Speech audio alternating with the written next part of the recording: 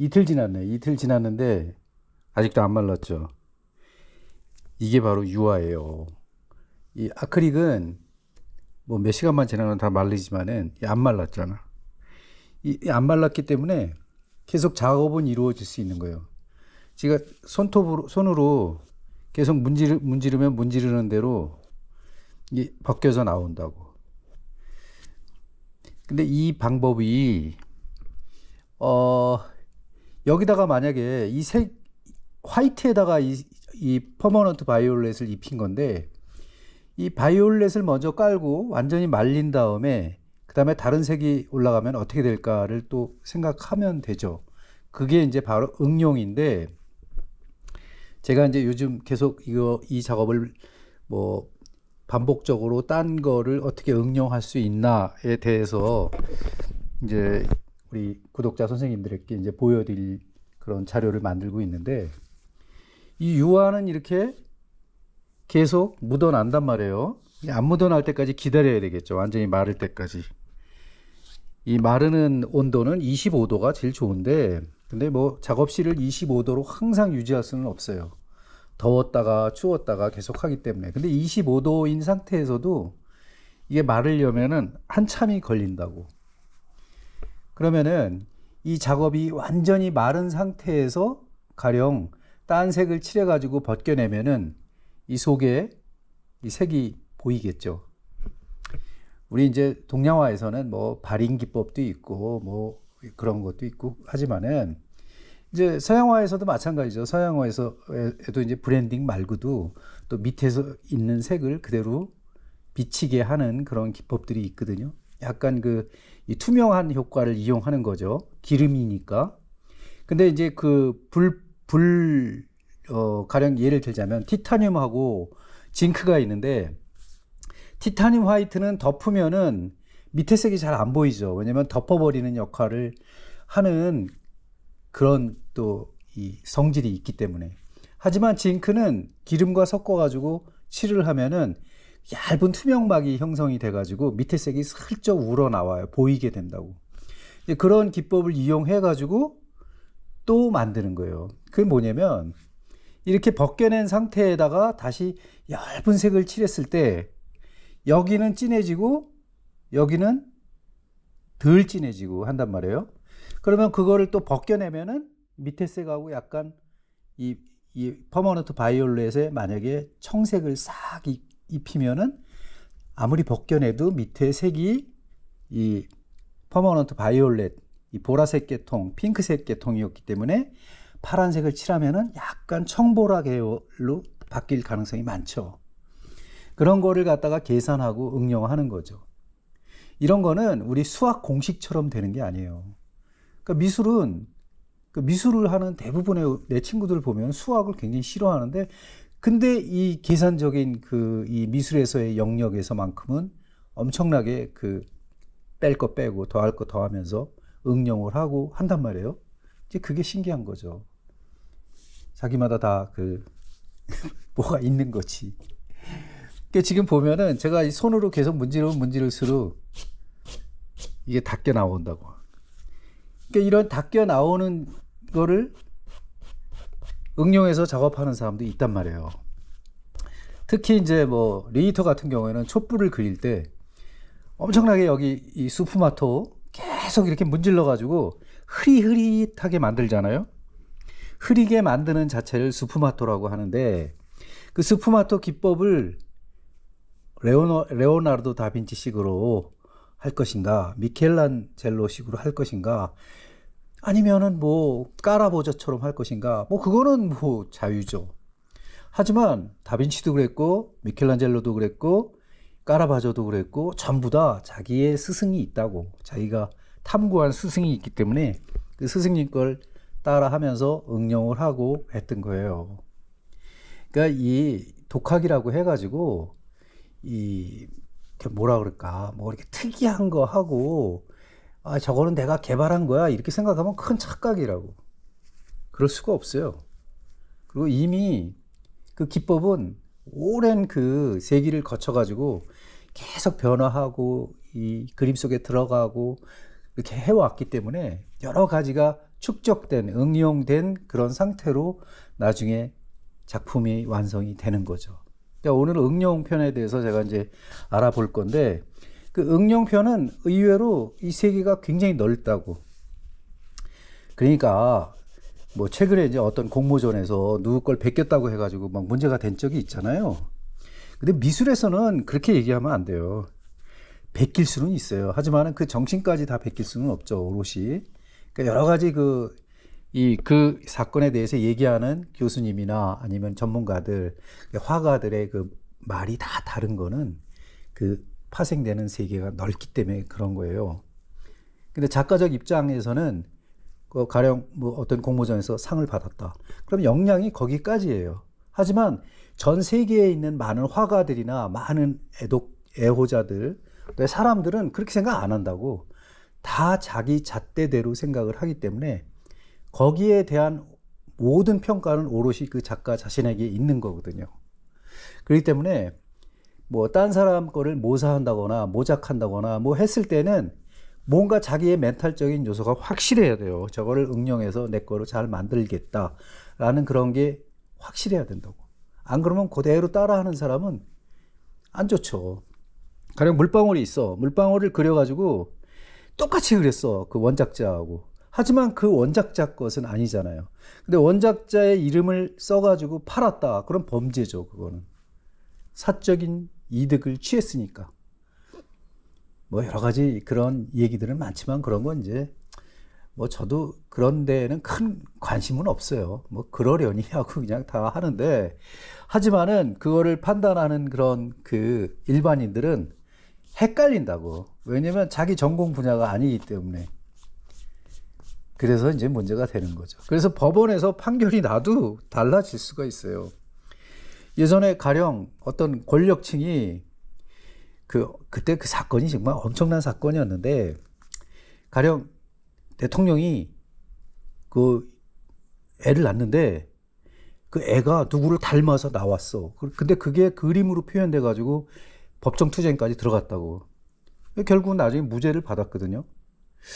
뭐 나는 뭐 그 사건에 대해 가지고 뭐 자세히 이렇게 뭐 생각해 본 적은 없지만, 그렇듯이 판단의 자유는 굉장히 다양하다고. 뭐 그런 게 있었고. 그래서 오늘은 이제 응용편을 하면서 이제 여러 가지를 한번 알아볼 건데, 제가 이제 이거 좀 높은 데서 좀 떼어가지고 이 낮은 곳으로 좀 걸어가지고 여러분들한테 자세하게 보여드릴게요. 이 오염된 거는 이렇게 어디서 튄 건데, 이런 거 고치기가 진짜 어렵거든요. 그러니까 이 어려울 때는 주변하고 같이 비슷하게 만들어내는 수밖에 없죠. 지금 이 상태는 이제 이 오일이기 때문에, 오일의 장점은 뭐냐면 이 물휴지 같은 거로 계속 닦아내도 먼지는 닦을 수가 있어요. 왜냐면 코팅이 된 상태이기 때문에, 이미 오일 컬러가 산화가 돼가지고 코팅이 말라버렸기 때문에 코팅이 돼 있다고. 그래서 물을 뿌려도 약간 내구성이 생기죠. 그래서 여기 보면은 제가 이 컵 같은 거 이런 거를 다 종이로 만들어서 그렸다 그랬잖아요. 종이로 형태를 만들어 가지고 세워놓은 다음에 그림을 그린 거예요. 왜냐면 내가 독특한 방법을 만들어내고 또 그려보기 위해서 그런 거예요. 가령 이런 비슷한 작업을 했는데, 야, 그거 모란디 거하고 야 너무 똑같다라든가 이러면 기분 나쁘지. 왜냐면 이 창작하는 입장에서는 기분 나쁘잖아요. 그래서 그런 걸 피하는 거예요. 그러니까 응용이라는 거는 자기가 다 오롯이 감당해야 될 몫이에요. 그러니까 응용도 잘해야 된다고. 지금 이 모노톤에서 제가 이 소 시리즈에서는 가짜라 그랬잖아요. 내가 아무리 사과를 잘 그려도 먹을 수가 없어. 꽃을 아무리 잘 그려도 시들지가 않네. 정지된 상태라고. 다 거짓이라고요, 어떻게 보면. 그러니까 힐소, 거짓, 하얗게 된다. 하얀 거짓말, 이런 뜻인데, 그런 시리즈로 제가 이제 만들어낸 거예요. 내 멘탈적인 요소를 놓아가지고. 근데 제가 이제 이것도 실험작이라 이 보관을 함부로 했을 때는 이렇게 스크래치가 나잖아요. 잘 보일지 모르지만 이렇게 스크래치가 나면은 이거는 천올이 한번 찍 긁혔던 자국이기 때문에 안 없어진다고. 영원히 안 없어지죠. 아무리 과학이 발달해도 이거를 원상태로 복구할 수 없어요. 그래서 보관상 잘해야 된다는 이유고, 여기 이제 뭐가 빨간 물감이 튀었잖아요. 이렇게 이런 거 이제 벗겨내면은 바로 여기 손상이 되는 거죠. 여기도 마찬가지예요. 여기는 찍혔어. 뭔가 이렇게 딱 넘어져 가지고. 그다음에 이 위로 갈수록 이렇게 오염된 부분들이 많잖아요. 근데 이런 미니멀 톤, 그러니까 단색조, 이 단색조 톤에서는 그런 게 굉장히 눈에 거슬린다고, 걸어놨을 때. 그러니까 여러분들은 이 최대한 이 외곽선의 안전장치를 잘 하면서 이 작품을 보관해야 된다고. 근데 요즘 같은 때 이렇게 바쁜데 뭐 아트페어도 내야 되고 뭐도 내야 되고 너무 바쁘게 산단 말이에요. 돈을 번다는 그런 명분 하에. 그런 사람들은 이걸 못하는 거예요. 왜 못하냐면 이거를 계속 말려갖고 완벽한 상태가 돼가지고 완벽한 포장을 하고 완벽하게 보관하지 않으면은 이런 식으로 전부 다 스크래치가 나고 전부 다 이렇게 오염이 되고 하면은 이거는 못 팔죠. 왜냐면 양심이니까. 그죠? 근데 뭐 이 희소성이 있어. 작가가 죽었어. 그런 다음에 이 작품이 굳이 사람들의 세인의 입에 자꾸 오르내려. 그래갖고 자꾸 본보기가 돼. 그러면 이렇게 오염이 돼도 상인들이 팔 수 있겠죠. 하지만 작가가 살아있다면 절대로 안 팔죠. 연습용이니까. 그래서 이러한 그 어떤 그 연습을 할 때 어떤 분위기로 해가지고 내가 이끌어 나가서 응용을 할 것인가는 제가 이렇게 벗겨냈던 작업, 이 벗겨냈던 작업에서 연관이 돼가지고 이 작업을 했어요. 근데 이 작업을 했는데 이 작업에는 칠한 거와 벗겨낸 거와 이런 게 여러 가지 복합적이라고. 그리고 계속 복가시한 거 이렇게 문질러 가지고 계속 그 물감을 없애나가는 방법, 이런 게 혼합되어 있다고. 그리고 제가 무려 이게 1983년작이니까 1982년, 3년, 4년에 제가 이런 구상 스타일을 했거든요. 그러니까 가까이서 보면 잘 몰라요.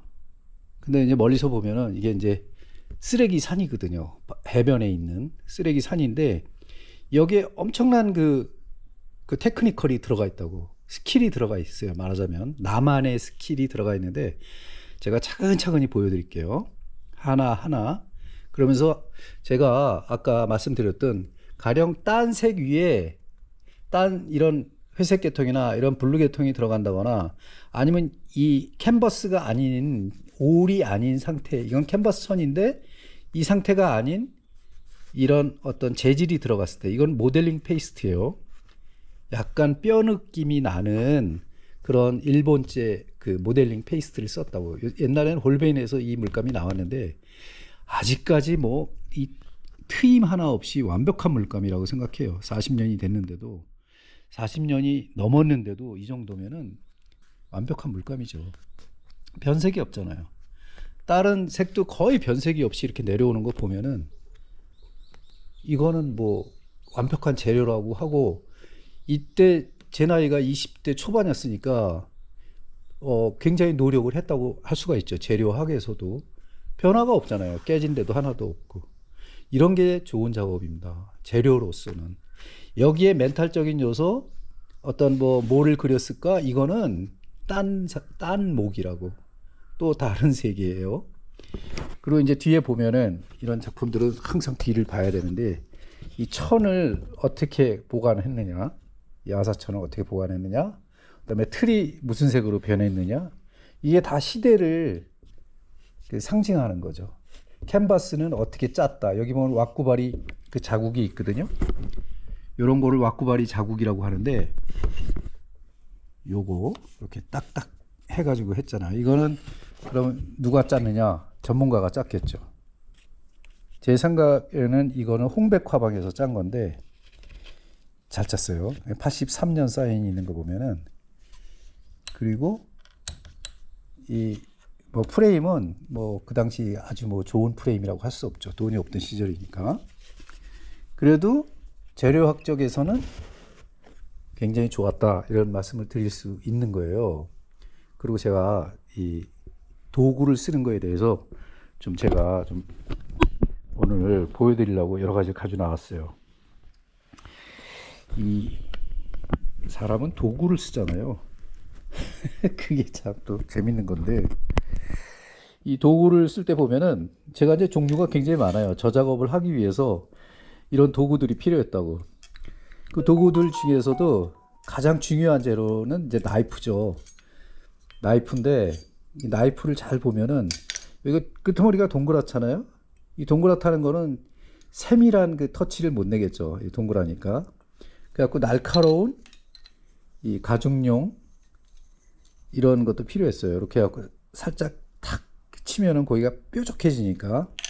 그다음에 넓은 면을 할 때는 물론 이런 나이프를 쓰는 거고, 때로는 이 깎아내기 위해 가지고 그 면을 깎아내기 위해 가지고 또 이런 나이프가 필요했어요.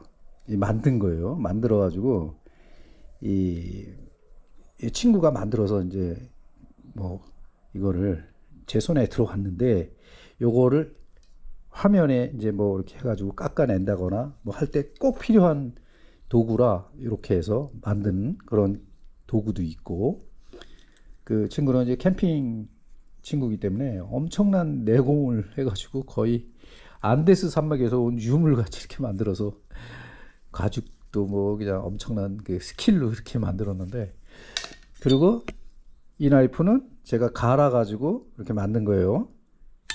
그 다음에 이거는 긴 면을 갖다가 깎아내고 긁어낼 때 쓰는 키리다시라는 일본도예요. 일본에서 만든 이 그 물건들인데, 이런 거는 일본 그 뭐 오사카 같은 데 가보면 거기 신시바야시하고 또 구시바야시가 있어요. 구시장, 신시장 이렇게 있는데, 구시장에 가면 이 철물점들이 꽤 있어요. 거기 가면은 이 빈티지스러운 것들이 꽤 있다고, 그 옛날에 40년 전에. 요즘도 많아요. 그런 데서 사오는 거죠. 그리고 간혹 이렇게 여행 다니다 보면은 이 특이한 송곳 이런 거 굉장히 특이하잖아요. 이런 것도 필요하다고. 왜냐면 그 다양한 응용 그 기법을 내기 위해 가지고 이런 거를 모은 거죠. 이 송곳도 보면은 송곳이 사각 송곳이에요. 이거는 스크래치를 이렇게 낼 때 깎아낸다거나 걸 때 굉장히 유용하겠죠. 이런 것도 이제 여행 다니다 보면은 이렇게 막 좌판에다가 어떤 그 아저씨들이 놓고 이렇게 판다고. 그럴 때 아, 저건 내 작업에 유용하겠다 해가지고 작고 가볍고 한 것들은 이게 사는 거죠. 그리고 뭐 이런 거는 그 예전에는 뭐 항공기에 가지고 와도 뭐라고 그런 적이 없었어요. 요즘은 이게 뭐 20cm인가 뭐가 넘으면은 뭐 도검류다 뭐 어쩌고 그러는데, 이거는 그냥 목공용이에요. 목공용 칼이기 때문에, 그러니까 단조를 해가지고 막 이렇게 선이 이렇게 막 망치 자국이 보이는데, 그러니까 나름 이런 도구에도 상당히 매력 있는 게 많죠. 그러니까 그렇듯이 이런 도구도 필요하다고. 그 도구를 가지고 제가 저기서 설명을 해볼게요. 제가 그린 그 40년 전 그림에 보면 얼마나 많은 응용이 들어갔냐면, 일단 테레핀을 쓰는데 이렇게 쭉 흘러 내려오잖아요. 물감을 칠했어. 근데 세웠더니 물감이 흘러 내려와요.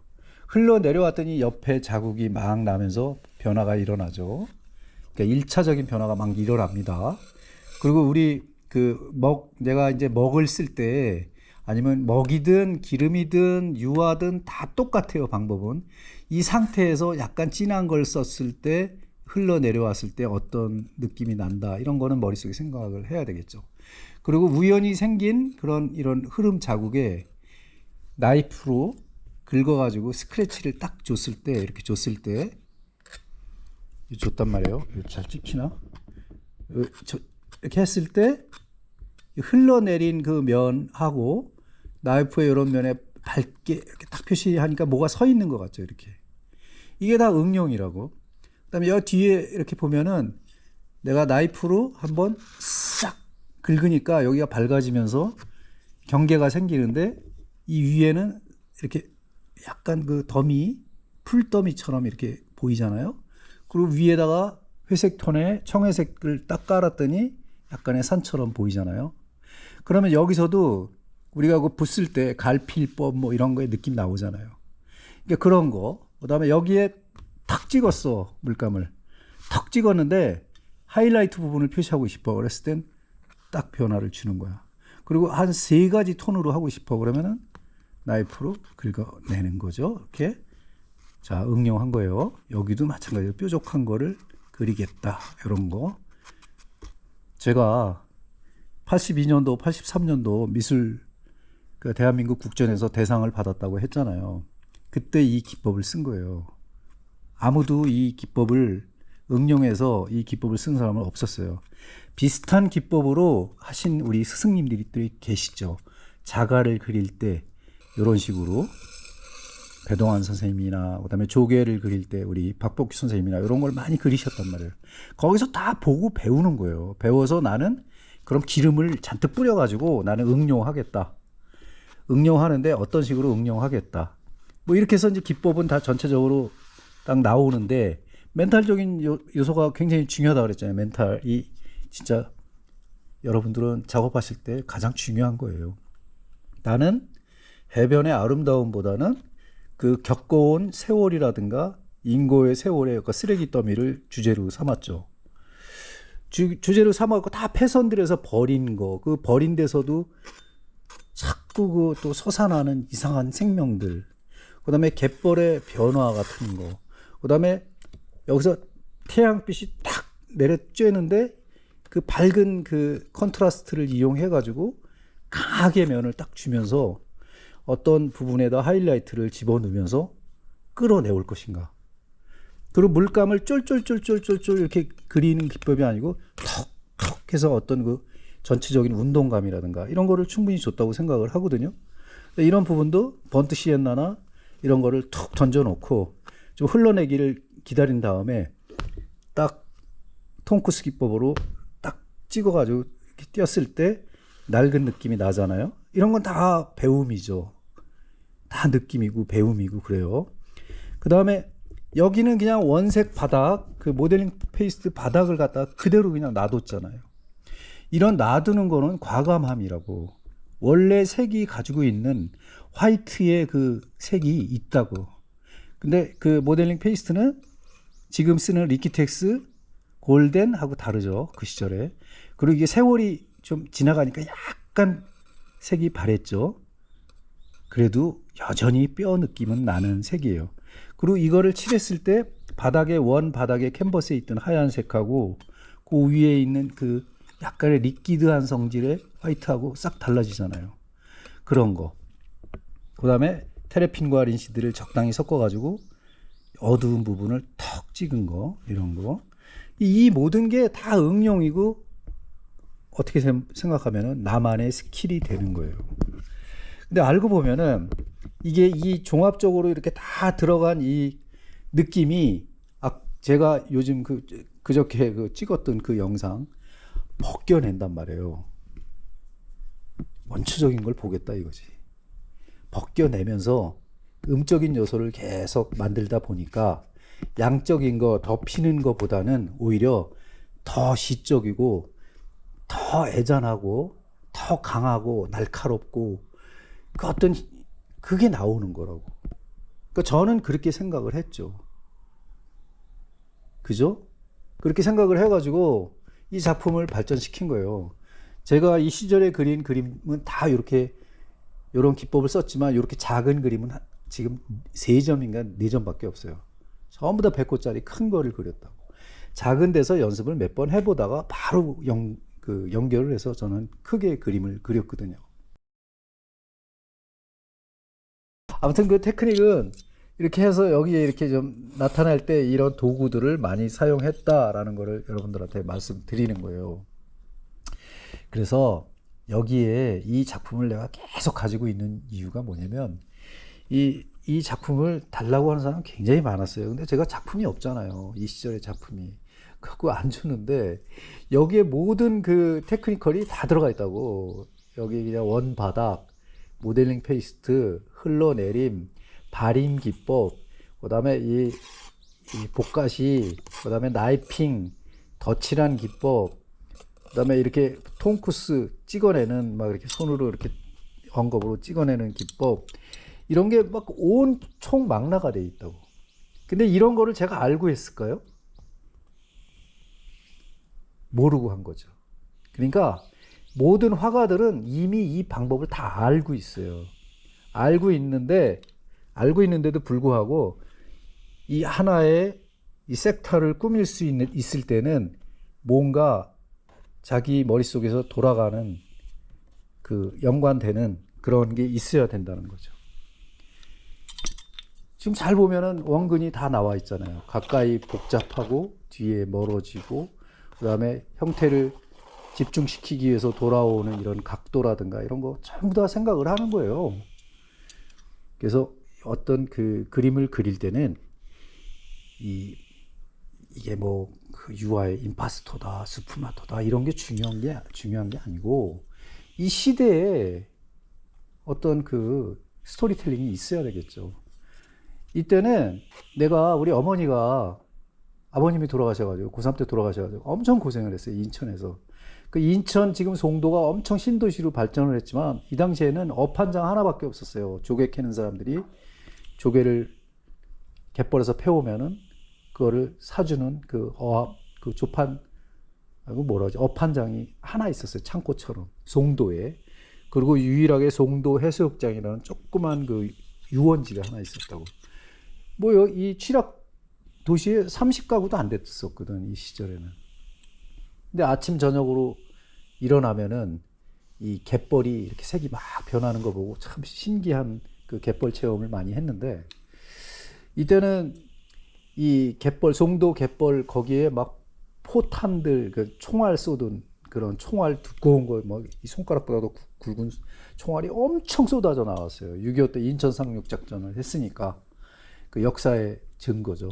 그리고 어떤 분들은 갈퀴로 그것만 모아오는 분들이 있어요. 조개보다도. 그게 돈이 되니까. 그런 시절이었다고. 그래서 그런 느낌을 가지고, 그 다음에 그런 내가 살아왔던 그 시절의 어떤 그런 걸 가지고 제가 나름대로 스토리텔링을 했던 작업이라고 저는 얘기하거든요. 실제로 그랬고요. 그 우스갯소리로 공모전에 갔는데 내 그림만 쓰레기인 거예요. 나머지는 뭐 화려하고 엄청 뭐 예쁘죠. 그리고 얼마나 테크니컬들이 좋겠습니까. 뭐 온갖 비싼 유화물감 이런 거로 다 그려서 이제 제출을 하겠죠. 저는 심지어 액자도 없었어요. 그때 100호짜리, 80호짜리를 다 냈었는데 심지어는 액자도 없어가지고 여러분들 쫑쫑이라고 아시죠? 쫑쫑이. 거기도 나이프를 많이 사용하는데 삼각지에 가면은 그 미군들 추상화 그리고 상화 그려가지고 파는 집단이 있었어요. 근데 그 주변에 액자집이 한 5군데 있었거든요. 그런 화방들이. 거기 가서 3만 원인가 주고 액자를 빌려서 껴가지고 출품을 했었거든요. 그렇게 돈이 없었다고. 뭐 갓 제대했는데 무슨 돈이 있어요. 그냥 우리 그래도 공모전에 한번 내보자 그냥. 그럼 왜 그런 마음이 생겼는지 모르겠어. 너무나 힘들어서 그랬는지. 그래갖고 이거를 작품을 그려가지고 관운동서부터 인사동서부터 이 덕수궁까지 들고 갔으니까요. 그걸 내 후배하고 종호라는 내 고등학교 후배가 있는데 지금 미국 가서 살고 있지만 그 친구하고 둘이서 이거 들고 가서 이걸 출품하려고 그러는데 쭉 세워놨는데 덕수궁 그 뒷뜰에 세워놨는데 내 거만 쓰레기인 거야. 그래가지고 야, 안 되겠다, 가지고 가자, 집에 가자 해가지고 들고 오는데 그 친구가 그냥 난 못하겠다 형, 이거 버리고 가자는 거야. 야, 그래서 순간적으로 그림을 버릴까도 생각을 했어요. 그림을 버리고 올까도 생각을 했는데 그 그림이 이 뒤에 액자가 돼 있잖아요. 근데 액자값을 물어줘야 돼, 삼각지에다가. 근데 그 돈이 또 엄청나잖아요. 그래서 야 그냥 어떻게 될지 모르니까 두고 오자. 그렇게 된 역사가 있는 작업이에요. 그러니까 저한테는 굉장히 아프고 그 다음에 활기차고 여러 가지 머릿속이 복잡했던 시절의 그림입니다. 제가 구상을 했는데도 전혀 구상화 같지가 않고 제 엄청난 추상화 같이 돼버렸잖아요. 그래서 그냥 여러분들이 이 작업을 지금 이 긁어내는 작업을 할 때 나는 그 다음에 이 싹공은 어떻게 응용을 했다라는 걸 보여드리기 위해 가지고 저 작품을 찾아왔어요. 저 어디 있었는지도 모르는데 이게 남아 있더라고. 그러니까 이게 보여드리면서 제가 이제 설명을 드려봤습니다.